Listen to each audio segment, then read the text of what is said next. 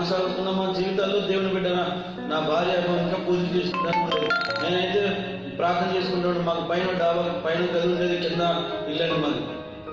ఆ పైకి వెళ్ళి నేను ప్రార్థన చేసుకుంటూ ఉండేవాడిని. మా భార్య కింద పూజ చేస్తూ ఉండదు, గంటలు కొడుతూ ఉండేది. అయితే మా పాస్టర్ గారికి చెప్పి, అమ్మ మా భార్యలా చేస్తుందమ్మా, నువ్వు కూడా మీరు కూడా చెప్పండి, వచ్చి మా భార్యను పిలవండి. పిలిచి చెప్తే ఆవిడ వెంటనే చర్చకు వస్తుంది, ఇద్దరం కలిసి చేసుకుంటే ఇంకా బాగుంటుంది మా పరిస్థితి అని చెప్పి ఆవిడ ఒకటే మాట చెప్పాను. మా దైవజనురాలు, మా ఆత్మీయ తల్లి ఒకటే మాట చెప్పించాడు, అయ్యా నీ భార్యగా అధికారంతో నువ్వు పిలిస్తే నీతో వస్తుంది, కానీ నీ భార్యకి మారు మనసు రాదు. కానీ నువ్వు ప్రార్థన చేయి, మేము కూడా చేస్తాం, సంఘం అంతా ప్రార్థన చేస్తుంది.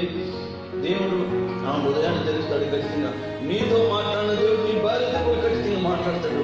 అప్పుడు నీ భార్య వస్తుంది, అప్పుడు నీకు ఏ ఇబ్బంది ఉండదయ్యా అని చెప్పాడు. సరే అంటే అలాగే ప్రార్థన చేసుకుంటున్నాడు. రోజున నా భార్య వచ్చి ఆయన నేను కూడా రేపు అంటే ఎందుకు నేను చెప్తానంటే మాట దేవుడు కూడా మాకు ఏ అవసరం ఉన్నా, ఏ సమస్య వచ్చినా, డబ్బుల సమస్య వచ్చినా, పరిస్థితి వచ్చినా, ఏ సమస్య వచ్చినా వాళ్ళే ముందుండి మాకు నడిపిస్తాడు. ప్రతి విషయంలో కూడా మాకు ముందుండి ఆయన ఒక తల్లిగా, తండ్రిగా, స్నేహితుడిగా, అన్నదమ్ముడిగా అన్ని పాత్రలో దేవుడు మాలో పోషించాడు. దేవుడికి మహిమ కలుగు. ఆయనలో ప్రతి ఆలోచన చెప్తూ ఉండేవాడు.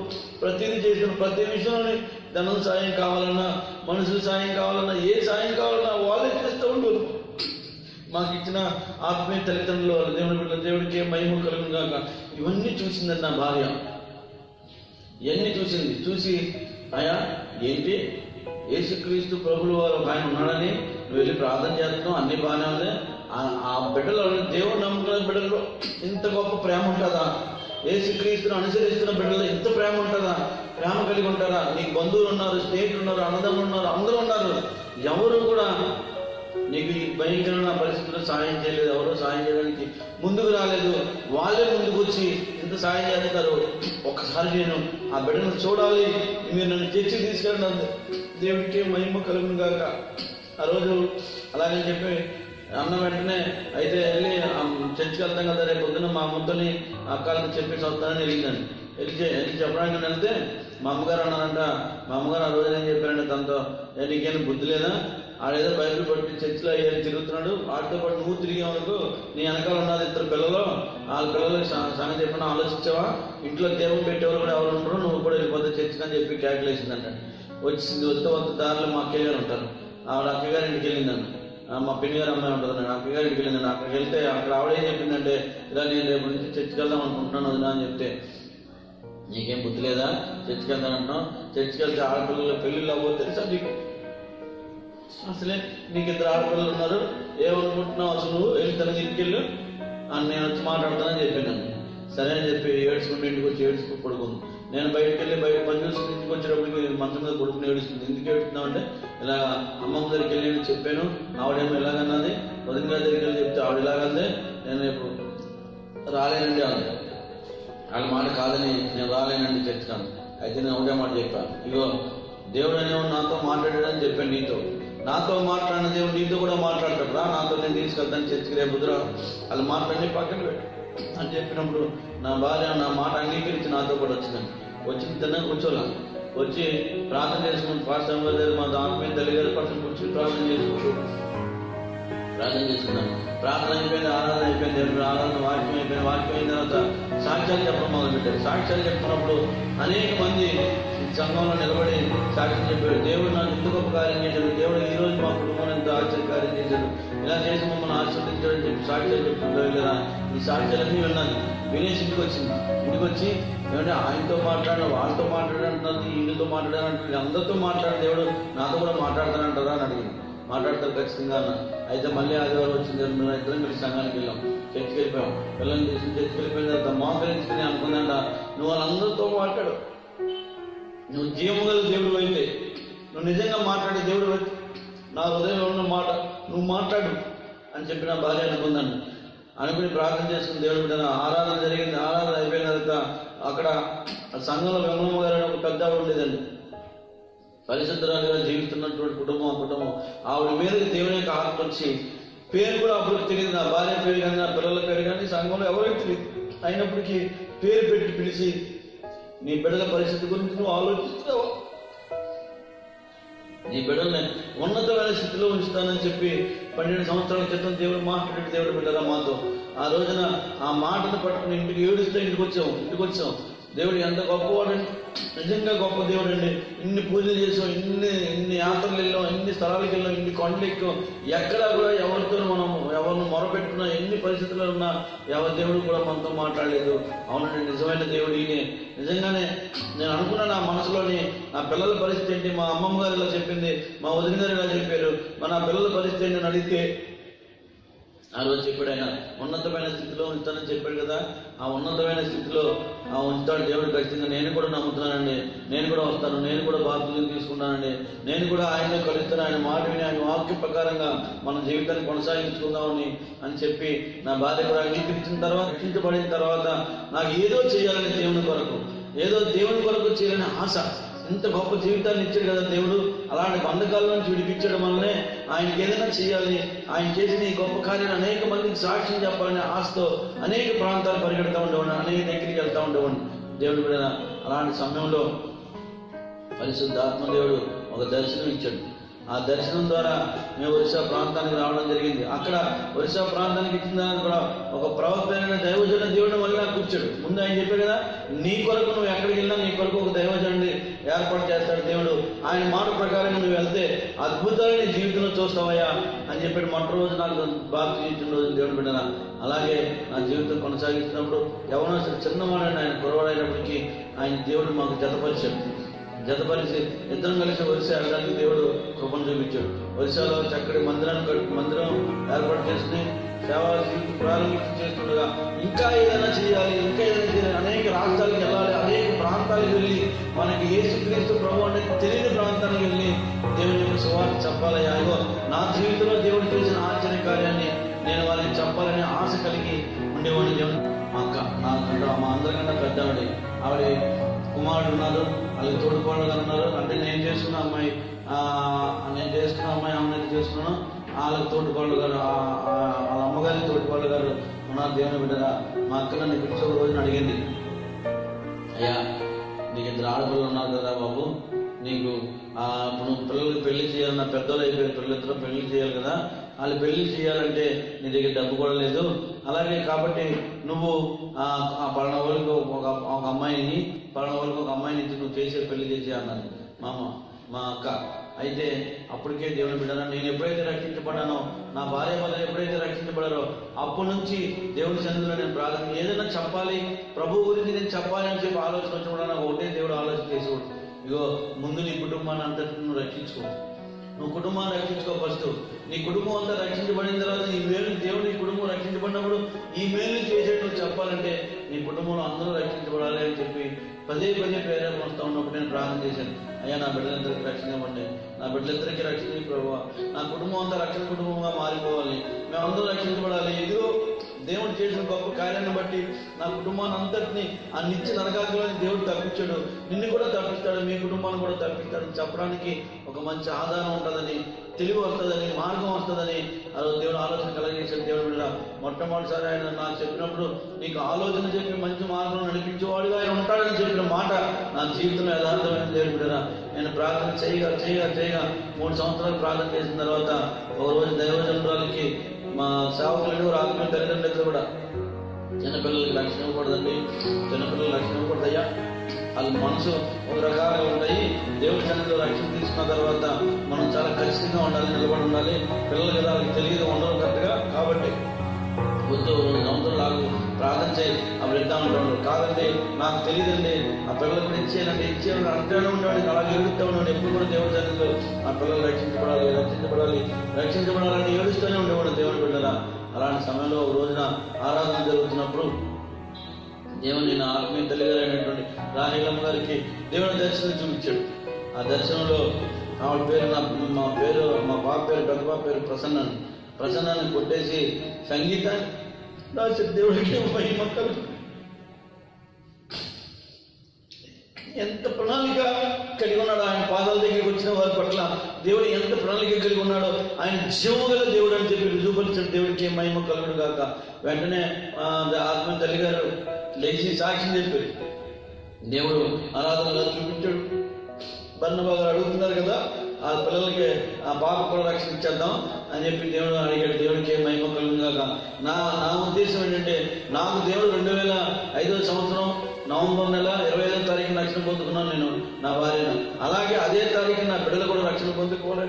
ఆ సమయం వచ్చేస్తుంది అని చెప్పి కంగారు పెట్టేస్తాను వాళ్ళిద్దరిని కూడా, పాస్టర్ గారిని కంగారు పెడుతున్నప్పుడు దేవుడు నా యొక్క హృదయంలో ఉన్నటువంటి ఆలోచన వాళ్ళకి తెలియపరిచాడు. దేవుని బిడ్డలను తెలియపరిచి ఆ 25వ తారీఖునే రక్షణ ఇచ్చాడు. దేవుడికి మహిమ కలుగు. నా బిడ్డలిద్దరికి కూడా రక్షణ ఇచ్చాడు దేవుడి బిడ్డలు. అయితే నేను ఎందుకు చెప్తానంటే ఈ సాక్ష్యాన్ని, ప్రసన్న అనే పేరు కొట్టి సంగీతాన్ని రాసిన పేరు నా పెద్ద కుమార్తె గురించి. నేను చిన్న కుమార్తె కూడా రక్షణ ఇవ్వాలనుకున్నా. అయ్యా, నువ్వు చిన్న కుమార్తె కూడా రక్షణ, ఇద్దరు కలిపి రక్షణ ఇస్తానంటున్నావు కదా, మరి దానికి సంగీతాన్ని పెట్టావు. దీనికి కూడా ఆ సంగీతానికి సంబంధించింది ఏదైనా నిన్ను కనపరిచే విధంగా పేర్లు ఉండాలయ్యా అని చెప్పి నేను ప్రార్థన చేసుకున్నాను. ప్రార్థన చేసిన అడగకపోయినా పాస్టర్ గారి పేరు కూడా అనుకోండి, ఏదైనా చక్కటి సంకీర్తన కీర్తన అని పేరు పెట్టమంటే బాగుండేది కదా. దాని సంగీత వాయిద్యాలతో దేవుని స్తుతించాలని ఉంది కదా బైబిల్లోని. అలాగే నీకు సంగీతాన్ని పెట్టాడు కాబట్టి పాటలు పాడి కనపరుచుకున్నాడు కదా, పాటలకు సంబంధించిన ఏదైనా ఒక పేరు పెట్టమని చెప్పబోయా. నీకు ఇద్దరికి తెలియని పేరు వస్తుంది కదా, చక్కగా ఉండేదమ్మా. మా కుటుంబం అంతా కూడా దేవుని సన్నిధిలో చక్కగా ఆరాధించేవారుగా ఉండేవారు మన పేర్లు అంటే అలా అన్నారు. అంటే మన ఇష్టం వచ్చిన పేర్లు పెట్టుకుంటామా? మన ఇష్టం వచ్చిన పేర్లు కాదు, దేవుని చూపెడతారని చెప్పాడు పాస్టర్ దేవుని బిడ్డల. అయితే ఆ రోజు బాప్తిజాల కార్యక్రమం జరిగింది, మళ్ళీ 25వ తారీఖున. ఆ రోజు నా బిడ్డలో రక్షణ తీసుకున్న రోజున దగ్గర అనేక మంది పిల్లలు యవనస్తులు చాలా మంది రక్షణ తీసుకున్నారు. దేవుడికి మహిమ కలుగును గాక. ఆ ప్రణాళికలు నేను అనుకుంటున్నా, పేర్లు పెట్టుకుంటూ వస్తున్నారు. బాప్తిజం ఇచ్చిన తర్వాత పాస్టర్ గారు బాప్తిజం ఇచ్చేవారు, ఇచ్చిన తర్వాత ఆత్మీయ తల్లి గారు అందరికీ పేర్లు పెడతా ఉండేవారు మా సంఘంలో. ఆ పేర్లు పెడుతున్నప్పుడు ఒక్కొక్కరికి ఒక పేరు పెట్టి ఉంటాయి. నా కుమార్తె వంతు వస్తుంది, ఇంకెద్దరు ఉండగా కుమార్తె వంతు వస్తుంది. ఆ కుమార్తె వంతు వచ్చిన నేను అనుకున్నా, అయ్యా ప్రభువా, నిన్ను కీర్తించే గొప్ప పేరు నా బిడ్డకి రావాలయ్యా, నిన్ను నిత్యము స్తుతించే పేరు నా బిడ్డకి రావాలయ్యా. అలాంటి పేరు పెట్టడానికి దేవుడి సన్నిధిలో ప్రార్థన చేసుకున్నప్పుడు వెంటనే ఆ దైవజనురాలు ఒకటే చెప్పారు, సంకీర్తనాలు పెట్టారు. దేవుడికి ఎందుకు చెప్తానంటే, ఆయన పాదాల దగ్గరికి వచ్చిన వారి పట్ల దేవుడు చూపించే గొప్ప కృప అంటే ఆయన కనుదృష్టి ఎంత గొప్పగా ఉంటుందో ఆ యొక్క దానికి నిదర్శనమే దేవుని బిడ్డరా. నా పిల్లలిద్దరికి ఒక పాప పేరు సంగీత, ఒక పాప పేరు సంకీర్తన అని దేవుడు పెట్టాడు. ఆ పేర్లు పెట్టుకున్న చక్కగా దేవుడి సరిగ్గా మా కుటుంబం అలా ఎదుగుతూ ఉంది దేవుని బిడ్డన. అలా ఎదుగుతున్నా ఉన్నటువంటి సమయంలో మా అక్కగారు కౌరు చేసి వివాహం గురించి అడిగారు. పిల్లలిద్దరూ పెద్దలు అయిపోయి ఇంటర్మీడియట్ చదువుకుంటున్నారు కదా, పిల్లలు చేసేస్తే బాగుంటుంది, నీకు కూడా ఏదో చేసుకుంటున్నాం, అక్కడెక్కడ తిరుగుతున్నావు, నువ్వు ఎక్కడికి వెళ్తున్నావు, వస్తావు, ఇంటికి ఆడపిల్లలు ఉంటారు కాబట్టి మా తోటికోళ్ళ గారు అబ్బాయి ఉన్నాడు కదా, ఆడికి ఒక పిల్లని ఇంకో పిల్లని మా పిల్లడికి చక్కగా చేసుకుంటే బాగుంటుంది అని అన్న ఉద్దేశంతో చెప్పినప్పుడు నేను ఒకటే మాట చెప్పాను, నేను ప్రభువుని అంగీకరించిన వాడిని, నేను బాప్తిజం తీసుకున్నా, రక్షణ పొందుకున్నా. నా జీవితంలో దేవుడు ఆశ్చర్యకార్యాన్ని జరిగించాడు. ఆయన మాట విన్నప్పుడు ఏ కుటుంబం అయితే ఆ ఆశ్చర్యకరమైన కార్య యొక్క పాద సన్నిధిలో ఏ కుటుంబం అయితే ఉంటుందో ఆ కుటుంబంలో నా బిడ్డను పంపిస్తాను, ఆ కుటుంబంలో నా బిడ్డలకి ఇస్తాను. ఆ బిడ్డలు చదువుకున్న వాళ్ళు, డబ్బు గలలో ఏదైనా ఉన్నాయి నాకు అనవసరం, డబ్బు లేని వాళ్ళైనా పర్వాలేదు. ఆఖరి నేను ఆ రోజు మా అక్కతో చెప్తుంటే, రిక్షా తొక్కున్న వాడైనా పర్వాలేదు, రిక్షా తొక్కున్నటువంటి కూలి పని చేసుకున్న వాడైనా పర్వాలేదు, కానీ నా బిడ్డనే నేను ఎవరినైతే నా బిడ్డకే నేను అందియాలనుకుంటున్నానో నాడు బిడ్డ దేవుని అంగీకరించిన వాడుగా ఉండాలి. అంగీకరించిన కుటుంబంలోనే నా పెట్టిస్తాను. మీరు ఎవరు దేవుని అంగీకరించలేదు కాబట్టి నేను పిల్లలకి ఇవ్వనని చెప్పేసి వచ్చాను. చెప్పిన తర్వాత మా కోడే చెప్పింది, కేకలేసింది. దేవుడు మీద తెలుసు కదా, జనరల్గా కేకలేస్తే వినబట్టి, పెద్దలు మాట వినబట్టి ఏడుస్తా ఇంటికి వచ్చాను. ఏ సహాయం నన్ను అడగద్దురా ఇంకెప్పుడు పిల్లల పెళ్లి విషయంలో ఆటల విషయంలో అని చెప్పినప్పుడు వచ్చాను. ఇంటికి వచ్చి ఏడుసా, ప్రభా నా కుమార్తెకి పెళ్లి చేయమని అడిగానండి, ఎందుకది నన్ను పిలిచి నన్ను అవమానపరిచింది. నన్ను అవమానపరిచేది కాదు, నా దేవుడిని నిన్ను కూడా అవమానపరిచినది. ఎందుకంటే నువ్వు ఏముందో నీ దగ్గర అడిగింది, కానీ నీ వాక్యం చెప్తుంది. నీ వాక్యం చెప్తుంటే సర్వాధికారి అయిన దేవుడు నీవని, సర్వ సృష్టిని ఏర్పాటు చేసినావు నీవని, వెండి బంగారం నీవని చెప్తున్నావు. నా దానికి మీరు వారసులు అంటున్నావు దేవుడు కూడా. ఆ వారసత్వంలో నేను అన్నింటికి అడుగును కదా, నా దగ్గర డబ్బు లేదా అని దేవుడి సన్నిధిలో ప్రార్థన చేసి అడిగాను దేవుడి బిడ్డరా. అడిగిన తర్వాత వారం రోజులు కూడా గడవలేదు దేవుడి బిడ్డరా. నేను ప్రార్థన ప్రతిఫలన దేవుడిచ్చాడు, దేవుడికే మహిమ కలుగును గాక. అలాంటి సమయంలో మా సంఘంలో ఉన్న ఒక ఆయన మా కుమార్తెను చేసుకుంటామని, వాళ్ళ అబ్బాయికి మా కుమార్తెను చేసుకుంటామని ఆయన ఒక సేవకు, అంటే ఇప్పుడు సేవకుడు అయ్యాడు ఆయన. నన్ను ఎవరైతే దేవుడికి పరిచయం చేశాడో, దేవుడికి సంఘానికి పరిచయం చేశాడో, ఎవరినైతే ఆత్మీయ తల్లిదండ్రులు నాకు పరిచయం చేశాడో ఆయనతో కౌరు చేశాడు. కౌరు చేస్తే ఆయన మాట పట్టుకున్న దగ్గరికి వచ్చాడు. నా దగ్గరికి వచ్చి అడిగాడు, ఇదో పలానా ఆయన అడుగుతున్నారు సుబ్బారావు గారు, అది అబ్బాయి గారు నువ్వు వద్దావు సంబంధం నీ పాపన పర్సన్ చేయమని అడిగాడు. అడిగితే ఒకటే మాట చెప్పారు, ఏమంటే మన తాగు ఏంటి, మన పరిస్థితి ఏంటి, ఆ కుర్రోడికి 30 లక్షలు కట్నం ఇచ్చి 25 లక్షలు ఇచ్చి ఆ సంబంధాలు చూడమంటుంటే చూసాం, మనమే కదా మనం చూసాం భీమవరంలోని, మరి ఆ రోజుకి మనం ఇచ్చి ఏం చేస్తాను, నా దగ్గర ఏముందని వాళ్ళు అడుగుతున్నారని నువ్వు చేస్తానంటున్నావు, నువ్వు అడగడానికి వచ్చావు అని అడిగితే ఆయన అన్నాడు, నేను కరెక్టే కాదులే మనం అడుగుదాం ఒకసారి, నేను కూడా చెప్తానని చెప్పి కుదరదు అలాగని చెప్పేసాను. నేను కుదరదని ఇవ్వడానికి కుదరదని చెప్పా. అప్పుడు నాకు దేవుడు ఏర్పాటు చేసిన దైవజనులు ఉన్నారు కదండి, ఈ నానిబాబు గారు. ఈ నానిబాబు వరుసలో నాకు జతపరిచిన ఆ కుమారుడు కూడా అక్కడే ఉన్నాడు ఆ రోజున. ఆయన ఒకటే మాట చెప్పాడు, నువ్వు దేవుని సన్నిధిలో ప్రార్థన చేసుకోండి, వాళ్ళు ఊరికే చేసుకుంటారు, ఖచ్చితంగాను డబ్బులు ఇవ్వకుండానే చేసుకుంటారు. మీరు అడగండి, దేవుడిని అడగండి, అది ఇష్టమా కాదా అనేది. నువ్వు మీరు నిర్ణయించుకోవడం కాదు, నా దగ్గర డబ్బు లేదు, నా దగ్గర ఉన్నది, వాళ్ళు గొప్పవాళ్ళు పెద్దలు కదా, వాళ్ళు గొప్పవాళ్ళు పెద్దలు దేవుడు నిర్ణయిస్తాడు వాళ్ళ పరిస్థితి ఏంటనేది. నువ్వు దేవుడి సన్నిధిలో ప్రార్థన చేస్తున్నాడు, అప్పుడు వెళ్ళండి అని అడిగారు అని చెప్పారు. చెప్పినప్పుడు ఆయన ఏం చెప్పాడు, ఫస్ట్లో నాకు చెప్పాడు, దైవజనుడు మాట వినయ నీ కొరకు ఏర్పాటు చేసిన దైవజనుడు ఉంటాడు, అప్పుడు ఆయన మాటను వింటే నీ జీవితం నీ మార్గం అంతా కూడా సరైపోతుందని చెప్పారు ఆయన. ఆ మాట నాకు మళ్ళీ జ్ఞాపకం చేశాడు దేవుడు. చేసిన నిజమే ఏం చెప్తారు కదా అని ప్రార్థన చేస్తున్నాం. ప్రభు ప్రార్థన చేసినప్పుడు ప్రేరేపిస్తున్నాడు, వెళ్ళు అని ప్రేరేపిస్తున్నాడు. సరే అని చెప్పి నేను వెళ్ళి అడిగాను. నేను వెళ్ళి అయ్యా మా దగ్గర డబ్బులే లేదు, మరి ఏం చేయమంటారు చెప్పండి, మా దగ్గర 1 రూపాయి కూడా లేదు కట్నం ఇవ్వడానికి, కనీసం పెళ్లి చేయడానికి ఖర్చు కూడా నా దగ్గర లేవు, ఇప్పుడు పెళ్ళి అంటున్నాను, పాప అయితే ఇంజనీరింగ్ చదువుకుంటుంది, ఇంకా 2 సంవత్సరాలు చదువు పూర్తవలేదు అని అంటే అది చదువుకోవాలని ఆశపడుతుంది, నా పిల్లలు బాగా చదవాలని, ఎందుకంటే దేవుడు ఉన్నతమైన స్థితిలో ఉంటాడు, వాగ్దానం చేశాడు నాతో మొట్టమొదటిగా. ఆ వాగ్దానం నెరవేర్చబడాలంటే ఉన్నతమైన స్థితిలో పిల్లలు ఉండాలంటే వాళ్ళు చదువుకుంటున్నారు, కాబట్టి ఆ చదివించాలని నేను ఆశపడుతున్నాయా అంటే, అయ్యా నీకెందుకయ్యా నీ కుమార్తె నువ్వు ఇచ్చి పెళ్లి చేయాలి, డబ్బులు అడిగినా ఏం అక్కర్లేదు, నువ్వు బట్టలు వేసుకొచ్చి నుంచో అక్కడ కార్యక్రమం నేను చేసుకుంటానని చెప్పారు ఆయన. దేవుడికి ఏం మహిమ కలుగును కాక. చెప్పినప్పుడు ఆ ప్రకారంగా నేను ఇంటికి వెంటనే వచ్చి నా పిల్లలతో చెప్పే బాబుతుందంట ప్రార్థన చేసుకుంటే ఆ రాత్రి దేవుడి దర్శనం చూపించాడు. దేవుడి బిడ్డరా చక్కాలందరికీ వివాహం జరుగుతున్నట్టు దేవుని సన్నిధిలో కలిపి దేవుడిని స్తుతిస్తున్నాడు. దేవుడు మార్గం చూపించాడంట. వెంటనే ఉదయకాలంలో లేచి నా కుమార్ చెప్పింది ఇలాగే చూపించాడు, నాన్నగారు దర్శనం నాకు ఇలా కల వచ్చింది నాకు ఇలాగని చెప్తే దేవుడి చిత్తంలో ఉందని చెప్పి వెంటనే ఆయనకి వెళ్ళి అంగీకరించి చెప్తూ వచ్చాం. దేవుడి బిడ్డ వివాహాన్ని ఘనంగా జరిగించాడు. ఆ వివాహం ఘనంగా జరిగించక ముందు నేను మా అక్క దగ్గరికి వెళ్ళి ఇలాగా సంబంధం వచ్చి మరి పెద్దవాడు చెప్పాలి కదండి, మరి అందుకని నేను వెంటనే వెళ్ళి మా అక్కతో చెప్పాను, ఇలాగా అక్క సంబంధం వచ్చింది, కుర్రోడు వెటనరీలో పనిచేస్తారు, మంచి కుటుంబం, చక్కగా నాన్నగారు బిఎస్ఎన్ఎల్లో పనిచేస్తారు, వాళ్ళిద్దరు గవర్నమెంట్ జాబ్ని చక్కగా చేసుకుంటాను అంటున్నారు, కాబట్టి మనం అంగీకరించి చేయాలక్క.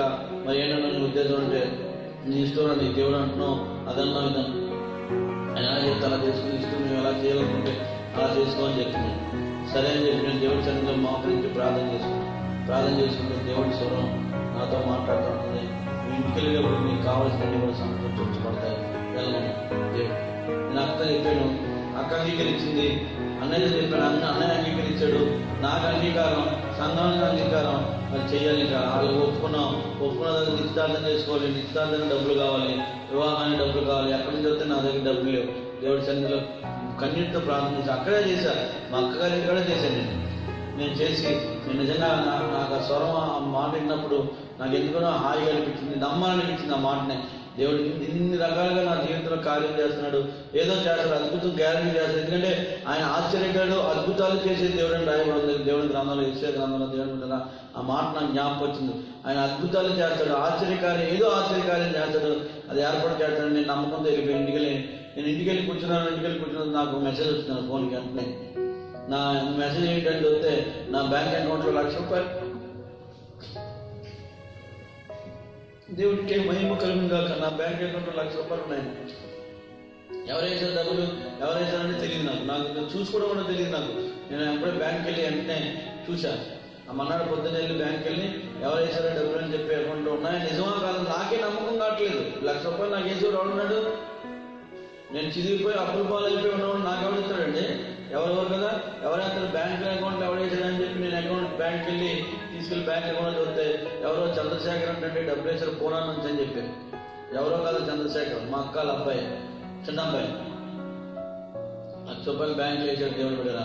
ఆ అమౌంట్ తీసుకుని చక్కగా నిశ్చితార్థ కార్యక్రమం జరిగించి అలాగే వివాహ కార్యక్రమాన్ని కూడా ఖర్చు పెట్టినట్టు దేవుడికి మహిమ కలుగును గాక.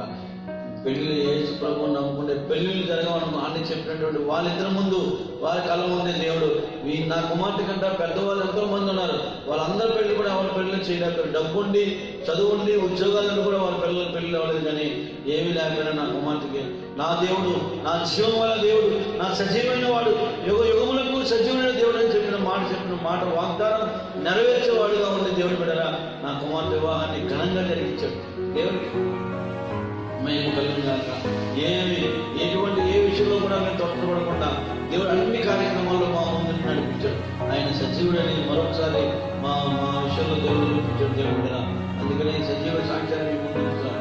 అయితే నేను అప్పుడు నా కోరుకుని ఉండేది నా చిన్న కుమార్తెను ఇంకా కలిసి చదివించాలి, దానికంటే కలిసి చదివించి డాక్టర్ చేయాలని ఆశ ఉండేది నాకు. అంటే డబ్బు ఏదో సంపాదించాలని ఆశ కాదు. ఈ సేవా పరిచర్యలో మేము చేస్తున్నటువంటి నేను అక్కడ అనేక ప్రాంతాలకు వెళ్ళాలి, అక్కడికి వెళ్ళాలి, ఎక్కడికి వెళ్ళాలి అనుకుంటున్నాం కదా.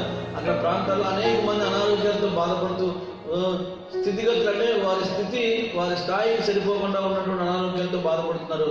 అటువంటి వారికి మనం ఏదైనా చదివించి మన పిల్లల్ని మంచి స్థితిలో దేవుడు ఉంచుతారన్నాడు. కాబట్టి ఆ స్థితి నా పిల్లలకి ఇస్తాడు దేవుడు ఖచ్చితంగా. ఆ చదువు ద్వారా అనేక మందికి సహాయం చేయాలని ఆశపడుతూ నేను ప్రార్థన చేశాను. డాక్టర్ చదివించాలి నా కుమార్తెకి, అనేక మందికి వైద్యం చేయించాలి. భయంకరమైన పరిస్థితుల్లో ఉంటున్నారు. ఒరిస్సా ప్రాంతంలో కానీ మిగతా గ్రామాలు ఉన్నాయి, ఆ రాష్ట్రాల్లో భయంకరంగా జీవిస్తున్నారు. వాళ్ళకి ఏదైనా సేవా పరిచయం చేయాలని ఆశతో నా కుమార్తె గురించి రోజు ప్రార్థన చేసేవాడు. దేవుడికి చదివించాలని ప్రార్థన చేసి ఏడుతూ ఉంటే ఓ రోజున ఒక డాక్టర్ గారు నాకు ఫోన్ చేసి మీ అమ్మాయిని ఎంబీబీఎస్ చదివిస్తానన్నావు కదా, ఈరోజు ఇక్కడ పూనాలోని బిట్స్ పిలాని యూనివర్సిటీలో ఎగ్జామ్స్ పడి మీ కుమార్తెను దాన్ని రాయించు, ఒకవేళ ఏదైనా అవకాశం కుదిరితే దేవుడు అంటున్నావు కాబట్టి ఆ దేవుడి చిత్తంలో అది ఉంటే ఖచ్చితంగా మీ అమ్మాయి పాస్ అవుతుంది. కాబట్టి ఉన్నాయి 30 సీట్లు ఇక్కడ ఆంధ్రప్రదేశ్లోని 30 సీట్లు కాంపిటీషన్ బాగా ఎక్కువ ఉంటుంది. మొత్తం 28 రాష్ట్రాల్లో కూడా అప్పుడు మన తెలంగాణ రాష్ట్రం ఏర్పడలేదు, అప్పుడు 28 రాష్ట్రాల్లో త్వరలో దానికి పెడతారు, ఎగ్జామ్ రాస్తారు. మరి అందులో మరి మీ బాబుకి దేవుడి చిత్తంలో ఉంటే అని నువ్వు అనుకుంటున్నావు, నువ్వు నమ్మే చూసావా నా దేవుడు జీవం గలవాడు అంటున్నావు కదా. నిజంగా జీవం గలవాడైతే, ఆయన చూస్తున్న దేవుడైతే, నువ్వు చేసే ప్రార్థన ఆలకించే దేవుడైతే ఖచ్చితంగా నీ కుమార్తెకి సీట్ వస్తుంది అక్కడ, అందులో చదివించుకుంది. కానీ అది ఉచితంగానే చదివించచ్చు, ఏం భయం లేదని చెప్పాడు. అయితే నేను వెంటనే నా కొరకు ఏర్పాటు చేశాను కదా ఈ గ్రామంలోనే ఒరిస్సా ప్రాంతంలో చెప్పాను చూసారండి, ఒక సేవకుడు ఉంటాడు గ్యారంటీ నీ కొరకు ఏర్పాటు చేసి ఉంటాడని వెంటనే ఆయనకి చెప్పాను.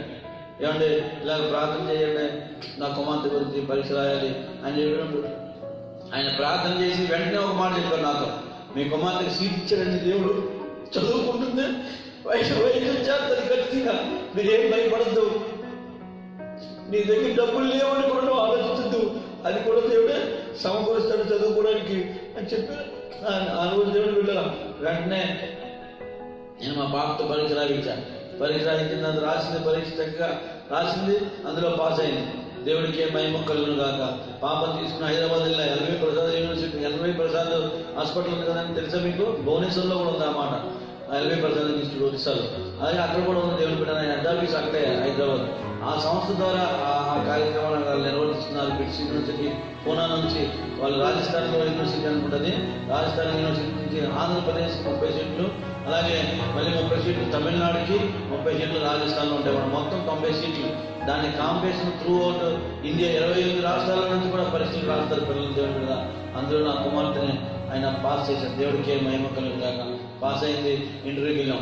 అక్కడికి వచ్చిన జనాభాను మనం చూస్తే ఆశ్చర్యం వేసిందంటే, అక్కడికి వచ్చిన పిల్లలు పాస్ అయిన పిల్లలకు వచ్చినది ఇంటర్వ్యూ ఉంటుంది. ఇంటర్వ్యూకి ముందు ఒక ఇంటర్వ్యూ ఉంటుంది, అంటే మెయిన్ టెస్ట్కే మళ్ళీ టెస్ట్ పెడతారు. ఆ టెస్ట్లో కూడా పాస్ అవ్వాలంట. ఆ టెస్ట్ పాస్ అయిన తర్వాత ఇంటర్వ్యూ ఉంటుందంట. రెండు టెస్ట్ మాట మధ్యలో మళ్ళీ. అయితే నేను వెళ్ళి దేవుడి చంద్రగిరి చూసినప్పుడు ఇంతమంది డబ్బు గలలో వచ్చారు. అందరూ డబ్బు గలలే, కార్లు వేసుకొచ్చారు చక్కగా. అందరూ ఒకళ్ళు ఎవరు కాళ్ళు లాడ్జింగ్లో దిగి వేరే రాష్ట్రం నుంచి, కేరళ నుంచి, రాజస్థాన్ నుంచి, పంజాబ్ నుంచి, ఢిల్లీ నుంచి, అక్కడెక్కడి నుంచి వచ్చారు. వచ్చిన వాళ్ళందరూ లాడ్జింగ్ తీసుకుని లాడ్జింగ్ దగ్గర నుంచి ఇక్కడ ఇన్స్టిట్యూట్కి రావడానికి వాళ్ళు కార్లు వేసుకుని వచ్చారు. అంత డబ్బు గలవాళ్ళు మన దేవుని బిడ్డలా. మేమైతే అక్కడి నుంచి బస్సు దిగి తినగా యూనివర్సిటీకి వెళ్ళాం అందరం కలిసి. వాళ్ళందరినీ చూసినప్పుడు నాకు అనిపించింది, ఎంత డబ్బు గలవాళ్ళు ఉన్నారు. ఇవాళ అక్కడ ఏదైనా సీటు వాళ్ళు కొనుక్కోవాలన్నా కూడా 10 లక్షలు, 20 లక్షలు, 30 లక్షల నుంచి కొనేసుకుంటారు వాళ్ళు. మన దాకా వస్తుందన్న అవిశ్వాసంతో ఉండేవాడు ఉన్నాను దేవుడు బిడ్డ. అయితే దేవుడు నన్ను మోకరించి ప్రార్థన చేయి, నువ్వు మోకరించి ప్రార్థన చేయి అన్నాడు. దేవుడికే మహిమ కలుగు కాక నేను వెంటనే అక్కడి నుంచి మా పాపను లోనికి పంపించి నేను బయటికి వెళ్ళి ఒక చెట్టు కింద మోకాలు వేసి ప్రార్థన చేయడం మొదలుపెట్టా. ఆయన పాద సన్నిధి దగ్గరికి వచ్చినప్పుడు దేవుడు చేసే అద్భుతాలు ఆశ్చర్యకారాలు ఇంత అంత కాదు. దేవుడు బిడ్డరా వెళ్ళాం, పరీక్షలు మళ్ళీ రిజల్ట్స్ పెట్టారు. నేను ప్రార్థన చేసుకుని వచ్చాను, 12 గంటలు వస్తాయన్నారు. నేను ప్రార్థన చేసుకుని తల్లి బాబా ఆ సీట్ బోర్డు పెట్టే దగ్గర దేవుడికి ఆ బోర్డులో నా కుమార్తె పేరుంది. దేవునికి ఏమైనా దేవుడు గొప్ప కార్యం. దేవుని బిడ్డరా అంతమందిలో రాసి వచ్చిన వారు 28 రాష్ట్రాల నుంచి వచ్చిన పిల్లలు రాస్తే దాంట్లోనే 52 మందిని సెలెక్ట్ చేశారు. పిల్లల్ని 52 మంది పరీక్షలు రిటన్ టెస్ట్లో పాస్ అయిన 52 మందిని సెలెక్ట్ చేశారు. ఆ 52 మందిలో నాకు కుమార్తె ఉంది. దేవుని బిడ్డరా అక్కడికి వెళ్ళిన తర్వాత ఉన్నాయి 30 సీట్లు.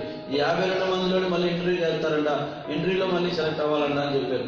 అయితే ఇంటర్వ్యూకి కూడా వెళ్ళింది. దేవుని బిడ్డరా ఇంటర్వ్యూకి వెళ్తే నా కుమార్తె 31 నంబర్ సీట్ వచ్చింది.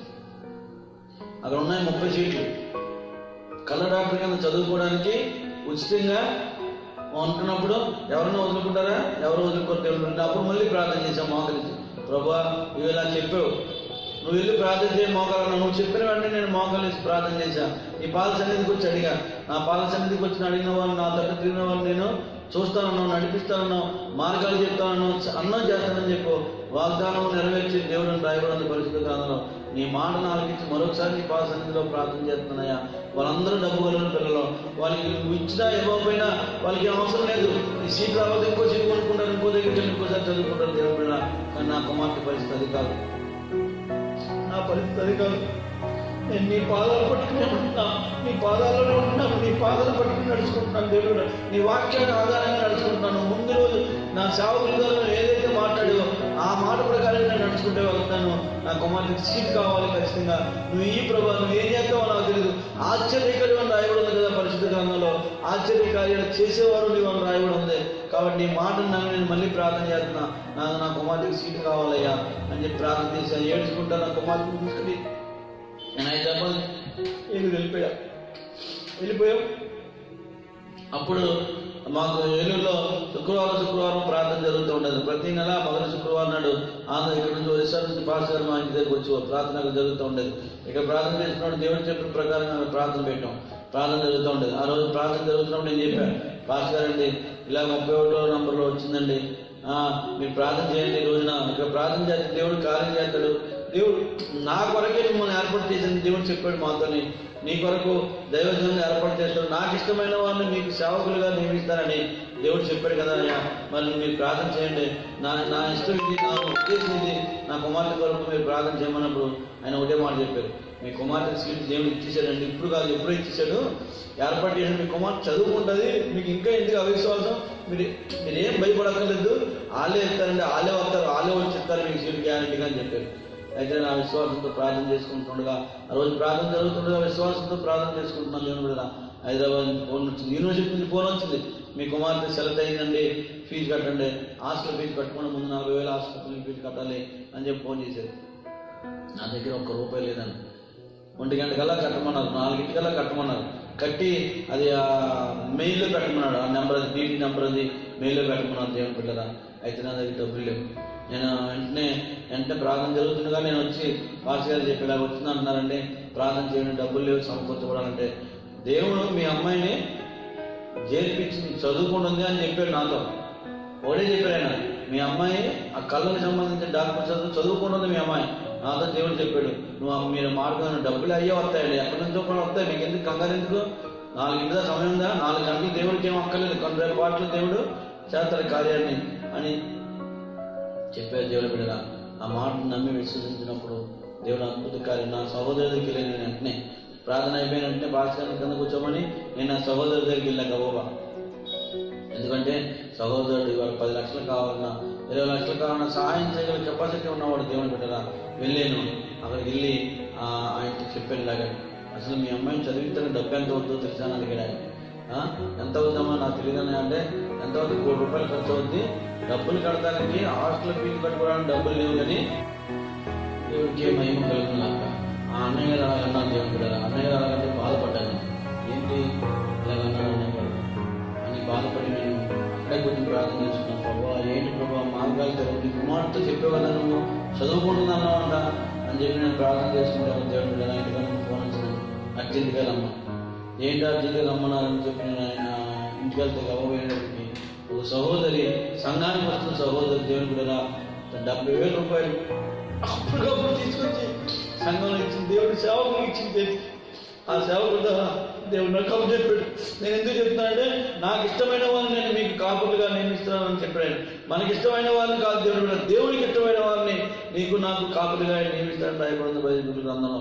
ఆ మాట ప్రకారంగా ఆయన చేతుల మీదుగా ఆయన చెప్పాడు కదా, మీ అమ్మాయి చదువుకుంటుందండి మీరేం భయపడద్దండి అని చెప్పాడు. అలాగే ఆ రోజు నుంచి ఈ రోజు వరకు దేవుడు బిడ్డగా ఎంతో మంది సహాయంతో నా కుమార్తె చదువుకుంటుంది. నా దగ్గర డబ్బులు లేవు, ఆయన ఏదైనా చేయగలడు దేవుడు బిడ్డగా. ఆయన ఉన్నది లేనట్టుగా, లేనిది ఉన్నట్టుగా చేయగల జీవం గల దేవుడు ఆయన. నేను ఆరాధిస్తున్న దేవుడు బిడ్డ. అందుకని నా ప్రతి విషయంలోని దేవుడు మాకు సహాయం చేస్తూ ముందుకు వెళ్తున్నాడు, అన్ని విషయాల్లో కూడా. కాబట్టి నేను ఒకటే మాట చెప్తున్నాను దేవుని బిడ్డ, ఈ సాక్ష్యాన్ని బట్టి, అద్భుత ఆశ్చర్య కార్యాన్ని బట్టి ఈ 4 సంవత్సరాలు నా కుమార్తె సంపూర్ణంగా పూర్తి చేసుకుంది, చదువు పూర్తి చేసుకుంది.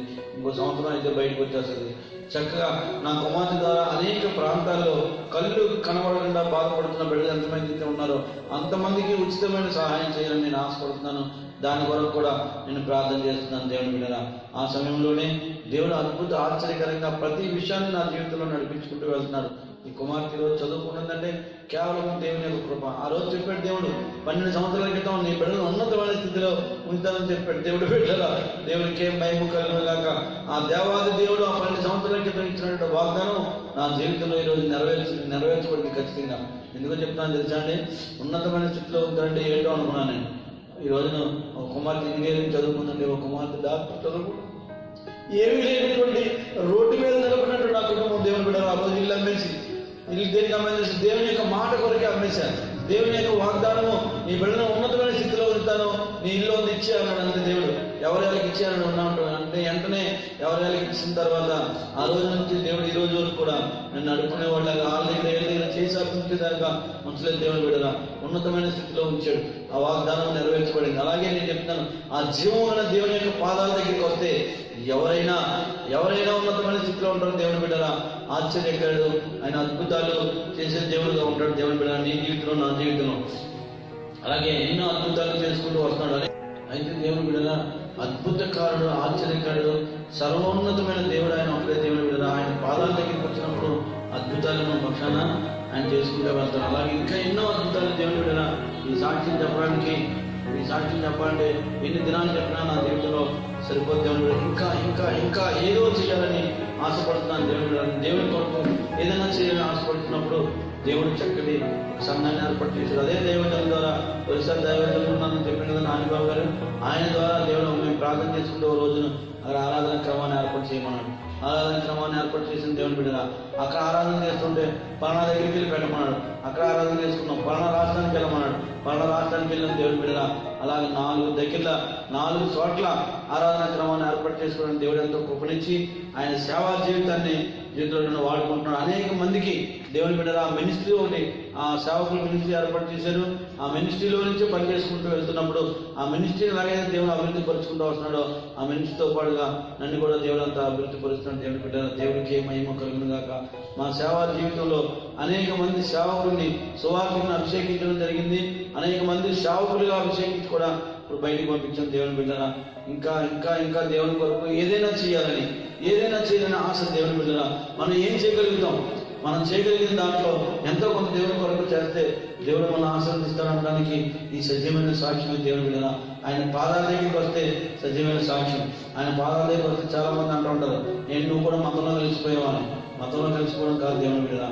యేసుక్రీస్తు ప్రభు ఒక మార్గం, యేసుక్రీస్తు ప్రభు జీవం, యేసుక్రీస్తు ప్రభు సత్యము. దేవుడురా, సత్యము, మార్గము, జీవము నేనే అన్న వాగ్దానము దేవుడు నా జీవితంలో నెరవేర్చాడు. దేవుడురా, చనిపోవలసిన నాకు ఒక జీవాన్ని ఇచ్చి జీవం గలవాడని నిరూపించుకున్నాడు. దేవుడు బిడ్డ, నా ఇష్టానుసారంగా జీవిస్తూ ఉన్న నా జీవితంలో ఒక చక్కటి మార్గాన్ని ఇచ్చి ఒక మంచి మార్గాన్ని నిలబెట్టాడు. నా జీవితాన్ని దేవుడికే మహిమ కలుగును గాక. ఒక మంచి మార్గాన్ని నిరూపించుకున్నాడు. అలాగే దేవుని బిడ్డ, మీ జీవితాల్లో కూడా ప్రతి ఒక్కరి జీవితాల్లో ఏ కుటుంబంలో చూసినా డబ్బు ఉంటుంది, ఆస్తి ఉంటున్నాయి, పిల్లలు ఉంటున్నాయి, చదువు ఉంటున్నాయి, అన్నీ ఉంటున్నాయి. కానీ ఏ కుటుంబంలో సమాధానం ఉండట్లేదు దేవుని బిడ్డ. భయంకర పరిస్థితుల్లో దినములు చెడ్డలు కనుక సమయం పాడు చేయక సద్వినియోగపరుచుకుని దేవుని యొక్క వాక్యం సెలవిస్తుంది. ఆ రీతిలోనే ఈ సమయాన్ని పాడు చేసుకోకుండా దేవుని కొరకు మనం ఆయన పాదాల దగ్గరికి వస్తే జీవముల దేవుడు ఎవరో తెలుసుకోగలిగితే దేవుని బిడ్డరా మన జీవితాలు ఆశీర్వదించబడతాయి, మన కుటుంబాలు ఆశీర్వదించబడతాయి, మన బిడ్డలు ఆశీర్వదించబడతారు. దేవుని బిడ్డ దేవునికి ఏ మహిమ కలుగుగాక. ఇందుకొరకు దేవుడు నుండి 2 సేవకుల ద్వారా నన్ను వాడుతున్నాడు. దేవుని బిడ్డ దేవునికి ఏ మహిమ కలుగుగాక. ఒకటి మనోహర్ గారు ఏలూరు పట్టణంలో సేవా పరిచయం చేస్తూ ఉండేవారు. ఆయన దేవుని సన్నిధికి చేరుకుని ఆయన సమయం ముగించుకున్నాడు. ఆయన దేవుని సన్నిధికి వెళ్ళిపోయారు. దేవుని బిడ్డరా అప్పటి నుంచి మేము కూడా బయటకు వచ్చి చక్కగా దేవుని సేవా పరిచయం చేసుకుంటూ అనేక మందికి ఆశీర్వాదంగా దేవుడు నన్ను ఉంచాడు. అలాగే ఒక సహకారిగా ఒక యవనస్తుని దేవుడు నాకు అప్పచెప్పి నానిబాబు గారిని అప్పచెప్పి దేవుని బిడ్డరా ఆయన ద్వారా ఇద్దరం కలిసి అనేక రాష్ట్రాలు వెళ్ళడానికి అనేక ప్రాంతాలకు వెళ్ళి ప్రార్థన చేయడానికి దేవుడు ఎంతగానో కృపను చూపిస్తున్నాం. దేవుని మీద ఈ చిన్న సాక్ష్యము సజీవమైన సాక్ష్యం అని చెప్పిన ఫస్ట్ సజీవమైన సాక్ష్యానికి నా కుటుంబమే ఒక సాక్ష్యం దేవుని మీద. అదే నిజమైన సజీవమైన సాక్ష్యం. లేకపోతే 12 సంవత్సరాల క్రితం నిత్య నరకానికి వెళ్ళిపోవలసిన నా కుటుంబాన్ని జీవాన్నిచ్చి చక్కటి మార్గాన్ని ఇచ్చి ఆలోచన చెప్పి నడిపిస్తున్న దేవునికి కోట్లాది వందనాలు స్థుతులు చెల్లించుకుంటూ ఈ చిన్న సాక్ష్యాన్ని నేను ముగిస్తున్నాను. దేవునికి మహిమ కలుగును.